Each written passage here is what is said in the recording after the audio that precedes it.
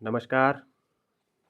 तो ये है मध्यकालीन भारत सतीश चंद्र जी के द्वारा लिखी गई है और ये यूपीएससी के लिए काफ़ी एस्पिरेंट्स इसको यूज़ करते हैं, इसको पढ़ते हैं। ये पहले एनसीईआरटीज़ में आती थी 12th क्लास की, ठीक है। अब इन्होंने इसको स्टैंडर्ड बना दिया है, ठीक है। तो ये अब स्टैंडर्ड में आती है। ये यूपीएससी के लिए आपके लिए इम्पोर्टेंट होने वाली है। ये पीसीएस में भी आपके काम आएगी। पीसीएस एग्ज़ाम की तैयारी अगर आप लोग कर रहे हैं उसमें भी आपको काम आएगी मध्यकालीन भारत के लिए, और आपको यूपीएससी के लिए तो काम आने वाली है, ठीक है। तो चलिए इसको शुरू करते हैं। और इसकी टेबल ऑफ कंटेंट्स में क्या क्या है इसमें वो भी मैं आप लोगों को इसी वीडियो में बताऊंगा। तो वीडियो में बने रहिए और लास्ट तक देखिए वीडियो को, ठीक है। तो चलिए शुरू करते हैं। तो ये है मध्यकालीन भारत सतीश चंद्र की और बिल्कुल नया संस्करण है। बात कर लेते हैं इसके एमआरपी रेट की, तो वो भी मैं आप लोगों को दिखा देता हूँ। तो ये देखिए इसकी जो एमआरपी है वो है 450 रुपीज़। ये देखिए 450 रुपीज़ की है। और ये लगभग लगभग लगभग आपको ये 200 250 के आसपास पड़ जाती है, ठीक है।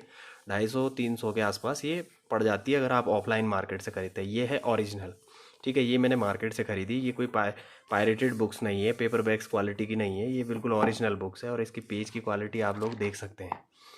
ये देखिए तो बहुत बेहतरीन पेज की क्वालिटी है, ठीक है। ये आपको पढ़ना भी अनिवार्य है ये वाली बुक, ठीक है। ये एनसीईआरटी का पूरा काम कर लेती है आपका। तो अब बात कर लेते हैं इसके संस्करण की। तो इसका संस्करण क्या है, रेट मैंने आप लोगों को बता दिया है। इसका संस्करण देख लेते हैं कि इसका कौन सा संस्करण है। तो देखिए ये 2022 का संस्करण है, ठीक है। ये 2022 का संस्करण है, आप देख सकते हैं। मैं आप लोगों को दिखा देता हूँ एक बार, मैं फोकस कर लूँगा थोड़ा सा इस पर है। ये देखिए 2022 में लास्ट पुनर्मुद्रित हुई थी ये, ठीक है। अब बात कर लेते हैं इसका प्रस्तावना, हम स्किप कर लेंगे और हम विषय सूची की बात कर लेते हैं सीधा डायरेक्ट, ठीक है। तो विषय सूची से हम शुरुआत करेंगे इसकी, और विषय सूची से देख लेते हैं इस पर क्या क्या चीज़ें एडिट की गई हैं, क्या क्या चीज़ें इसमें हैं, कि क्या सिलेबस से ये चीज़ें मैच होती हैं हमारे। तो इसको देखना अनिवार्य है, ठीक है। तो देखो सबसे पहला अध्याय इसमें दिया हुआ है, ये है भारत और विश्व। भारत और विश्व। अब भारत और विश्व में क्या क्या है, यूरोप है, फ्यूडलिज्म का उदय है, अरब दुनिया है, अफ्रीका है, चीन है और दक्षिण पूर्व एशिया है, ठीक। सेकंड में है उत्तर भारत का दक्कन, ठीक है। 3 साम्राज्यों का युग 8वीं से 10वीं सदी तक है। उत्तर भारत में वर्चस्व का संघर्ष है, पाल साम्राज्य है, प्रतिहार है, राष्ट्रकूट है, राजनीतिक विचार और संगठन है। चोल साम्राज्य है, 9वीं से 12वीं सदी तक है। चोल साम्राज्य का उदय है, स्वराज और राजेंद्र प्रथम का युग है। चोल शासन है, स्थानीय स्वशासन है, सांस्कृतिक जीवन है, आर्थिक और सामाजिक जीवन है, शिक्षा और धार्मिक विश्वास है 800 से 1200, ठीक है।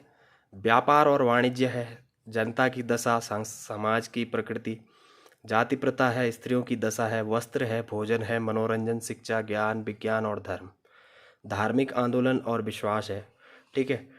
टकराव का युग 1000 से 1200 ईस्वी पूर्व, ठीक है।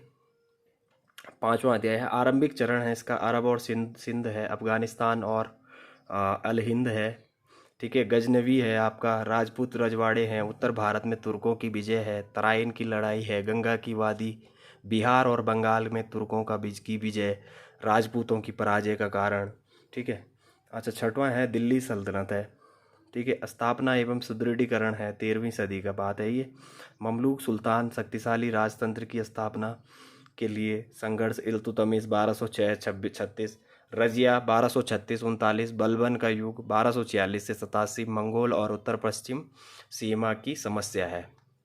तो आंतरिक विद्रोह तथा विजित क्षेत्रों में स्थायित्व प्रदान करने के लिए संघर्ष, बलबन का मूल्यांकन है, ठीक। तो पेज दूसरे में देख लेते हैं कि दूसरे में क्या क्या चीज़ें इसमें ऐड करी गई है, ठीक है। तो पेज दूसरे में देखने के लिए थोड़ा सा मुझे इसको जूम आउट करना पड़ेगा, क्योंकि जो किताब है वो पूरी तरह से नहीं आ पाएगी ऐसे में। तो देखो यहाँ से है 14वीं सदी में प्रसार है और पतन है। 7वें पे है आपका दिल्ली सल्तनत, 14वीं सदी से प्रसार और पतन है। खलजी और तुगलक है, ठीक है। खलजी 1290 1320, तुगलक 1320 1412। दिल्ली सल्तनत का प्रसार है, गुजरात है, राजस्थान है, दक्कन और दक्षिण है, ठीक है। दक्कन है, दक्षिण है। भारत है, आंतरिक सुधार और प्रयोग है, बाजार पर नियंत्रण है, ठीक है। और अलाउद्दीन की कृषि नीति है, मोहम्मद तुगलक के प्रयोग हैं, सांकेतिक मुद्रा है, दिल्ली सल्तनत का पतन और विघटन है, फिरोज और उसके उत्तराधिकारी, ठीक। अच्छा, अब बात कर लेते हैं 8वें अध्याय में। तो 8वें अध्याय में क्या क्या चीज़ें ऐड करी गई हैं, ठीक है, क्या क्या चीज़ें हैं इसमें। तो देखो 8वें में ये चीज़ें हैं, मैं थोड़ा सा इसको जूम कर लेता हूँ, ठीक है। तो देखो दिल्ली सल्तनत इसमें आ रखा है, दिल्ली सल्तनत शासन और आर्थिक सामाजिक जीवन, ठीक है। सुल्तान केंद्रीय प्रशासन, स्थानीय प्रशासन, आर्थिक और सामाजिक जीवन, किसान और ग्रामीण, अभिजात, व्यापार, उद्योग और सौदागर, सुल्तान और कुलीन। तो नगरीय जीवन है, दास, दस्तकार और अन्य, जाति प्रथा तथा सामाजिक रीति रिवाज, राज्य की प्रकृति, सल्तनत काल में धार्मिक स्वतंत्रता, ठीक है। 9वां अध्याय है विजयनगर और बहमनी काल तथा पुर्तगालियों का आगमन है, लगभग 1350 से 1565 ईस्वी तक, ठीक।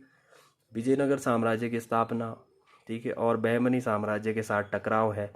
बहमनी साम्राज्य का प्रचार है और विघटन है। महमूद गांवा है, विजयनगर साम्राज्य का चरमोत्कर्ष और विघटन है। पुर्तगालियों का आगमन है, भारतीय व्यापार, समाज और राजनीति पर पुर्तगाली प्रभाव है। उत्तर भारत में साम्राज्य के लिए संघर्ष है, लगभग 1400 से 1525 के आसपास, ठीक। अच्छा, पूर्वी भारत है, बंगाल है, असम है और उड़ीसा है। पश्चिम भारत गुजरात, मलवा और मेवाड़, महमूद बेगड मालवा है और मेवाड़ है। उत्तर पश्चिम और उत्तर भारत सरकी, लोधी, सुल्तान और कश्मीर है, ठीक है। 11वें पे है भारत में धार्मिक आंदोलन और सांस्कृतिक विकास है, 13वीं से 15वीं सदी तक। तो वास्तुकला है, वास्तुकला, धार्मिक विचार और विश्वास, सूफी आंदोलन, चिश्ती और सुहरवर्दी सिलसिले, भक्ति आंदोलन, वैष्णव आंदोलन, साहित्य, अरबी और फारसी साहित्य, क्षेत्रीय भाषाएं, ललित कलाएं। अच्छा, मुगलों का आगमन है, बाबर और हुमायूं है। मध्य एशिया और भारत है, बाबर, भारत की विजय, पानीपत की लड़ाई है, 20 अप्रैल 1526, खानवा की लड़ाई है, अफगान भारत है, ठीक। तो ये पेज पलट लेते हैं इसमें और देख लेते हैं तीसरे पेज में क्या क्या चीज़ें इसमें ऐड है। तो चलो इसको यहाँ से देख लेते हैं कि इसमें क्या क्या चीज़ें हैं। तो देखो, मैं बाबर का आगमन का महत्व भी है, ठीक है। कहाँ है ये? ये अफगान भारत में बाबर का आगमन का महत्व है। हुमायूं की गुजरात विजय है, ठीक है। शेर खान से टकराव था, ठीक। अच्छा, अफगानों का चरमोत्कर्ष है, शेरशाह का उदय है, शेरशाह और सूर साम्राज्य है 1540 से 55, शेरशाह का योगदान है। मुगल साम्राज्य का सुदृढ़ीकरण है, अकबर का युग है। आरंभिक चरण है, अमीरों कुलीनों के साथ टकराव है। साम्राज्य का आरंभिक प्रसार है, प्रशासन, मनसबदारी व्यवस्था और सेना शासन का गठन, राजपूतों से संबंध है। विद्रोह तथा मुगल साम्राज्य के आगे का विस्तार, एकीकरण और राज्य, धर्म और सामाजिक सुधार है। दक्कन और दक्षिण भारत है, ठीक है, ये 1656 तक है। दक्कन की ओर मुगलों की अग्रगति है। बरार है, अहमदनगर और खानदेश की विजय है। मलिक अंबर का उदय है और सुदृढ़ीकरण के मुगल प्रयासों की असफलता। अहमदनगर का विलोप तथा बीजापुर और गोलकुंडा द्वारा मुगल अधीनता स्वीकार करना। दक्कनी राज्यों की सांस्कृतिक योगदान है, ठीक। 16वां है, मुगलों के विदेश नीति है। अकबर और उज्बेक है। ईरान से संबंध और कंधार का प्रश्न है। शाहजहाँ का बल्ख अभियान है। मुगल ईरान संबंध है, अंतिम चरण, ठीक। अच्छा, 17वां है भारत 17वीं सदी के पूर्वार्ध में, ठीक है। तो इसमें है जहांगीर, नूरजहां, शाहजहाँ का विद्रोह, महाबत खान, जहांगीर और शाहजहाँ के काल में राज्य प्रशासन का विकास, मनसबदारी व्यवस्था और मुगल सेना। मुगल काल में आर्थिक और सामाजिक जीवन है। आर्थिक और सामाजिक अवस्था, जीवन स्तर, ग्रामीण जीवन पद्धति और जनसमूह, शासक वर्ग, अमीर वर्ग, जमींदार, ठीक है, जमींदार और ग्रामीण, अभिजात, मध्यवर्ती तबका, ठीक है, व्यापार और वाणिज्य का संगठन, ठीक है, विदेशी व्यापार और यूरोपीय व्यापारी हैं। ठीक है, तो 19वें में आ जाओ। 19वें में देख लेते हैं कि क्या क्या चीज़ें इसमें डाली गई हैं। तो 19वां है सांस्कृतिक और धार्मिक विकास क्रम है, वास्तुकला है, चित्रकला है, भाषा है और साहित्य है, संगीत है, धार्मिक है, विचार है, विश्वास तथा एकीकरण की समस्याएं हैं। 20वां है औरंगजेब और उसकी आंतरिक समस्याएं हैं, उत्तराधिकार की समस्याएं, औरंगजेब का शासनकाल और उसकी धार्मिक नीति। ठीक, अब इसको थोड़ा सा हमें जूम आउट कर लेना है ताकि ये हमें ढंग से दिख जाए कि इसमें क्या क्या है।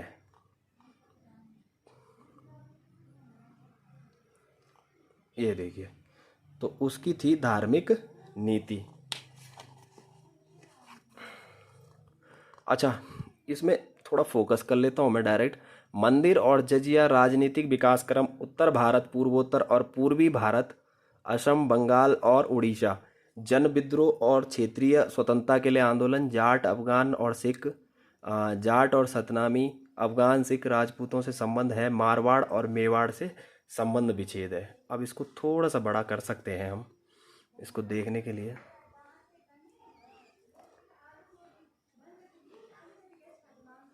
तो 21वां है मुगल साम्राज्य का चरमोत्कर्ष विघटन है।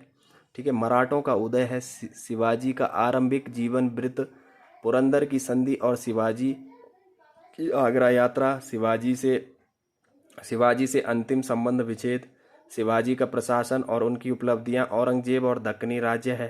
पहला चरण है, दूसरा चरण है, तीसरा चरण है, अंतिम चरण है। औरंगजेब, मराठे और दक्कन है, मुगल साम्राज्य का ह्रास है, औरंगजेब की जिम्मेदारी है। तो उसके बाद लास्ट में है इसमें मूल्यांकन और समीक्षा। तो संदर्भ ग्रंथ अनुक्रमणिका लास्ट में है इसमें।